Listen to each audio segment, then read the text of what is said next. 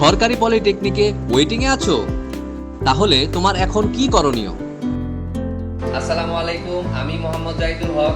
আমি Yousef institute of science and technology, department of textile engineering এর একজন ইনস্ট্রাক্টর হিসেবে কর্মরত আছি।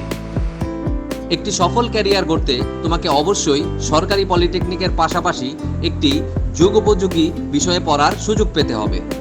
মনে রাখতে হবে যে পলিটেকনিকে তুমি পড়াশোনা করবে মাত্র 4 বছরের জন্য, কিন্তু যে বিষয়ে তুমি পড়াশোনা করবে তা সারা জীবনের জন্য। সরকারি পলিটেকনিকে যদি তুমি ওয়েটিংয়ে থাকো, সেক্ষেত্রে তোমাকে প্রথমেই দেখতে হবে তোমার এসএসসি এর রেজাল্টের পয়েন্ট কত। বাংলাদেশ কারিগরি শিক্ষা বোর্ডের ভর্তি নীতিমালা অনুযায়ী বিগত বছরগুলোর ভর্তি প্রক্রিয়া পর্যবেক্ষণ করে দেখা গেছে যে তোমার রেজাল্ট যদি 4.50 এর নিচে হয়ে থাকে, সেক্ষেত্রে তোমার সরকারি পলিটেকনিকে চান্স পাওয়ার সম্ভাবনা অনেক কম। এছাড়া যদি তুমি সুযোগ পেয়েও থাকো, তবে যুগোপযোগী ভালো কোনো সাবজেক্ট পাবে না, যার ফলে তোমার চাকুরি পাওয়া সহ তোমার ক্যারিয়ার হুমকির মুখে পড়তে পারে। তাহলে তোমার এখন কি করণীয়?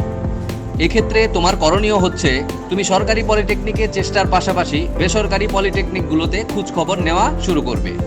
কারণ সরকারি পলিটেকনিকে যতদিন তুমি অপেক্ষা করবে, ততদিনে হয়তো দেশের সেরা প্রাইভেট পলিটেকনিকগুলোর সিট শেষ হয়ে যাবে।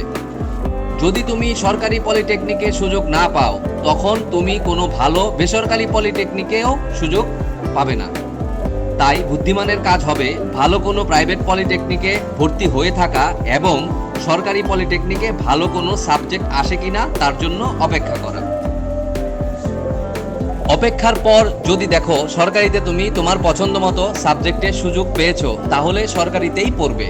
আর যদি তোমার পছন্দ মতো সাবজেক্টের সুযোগ না পাও, তবে বেসরকারিতে তোমার পছন্দ মতো সাবজেক্টে পড়াশোনা চালিয়ে যাবে। দেশ সেরা বেসরকারি পলিটেকনিক সম্পর্কিত পরামর্শের জন্য স্ক্রিনে দেওয়া নাম্বারে যোগাযোগ করতে পারো।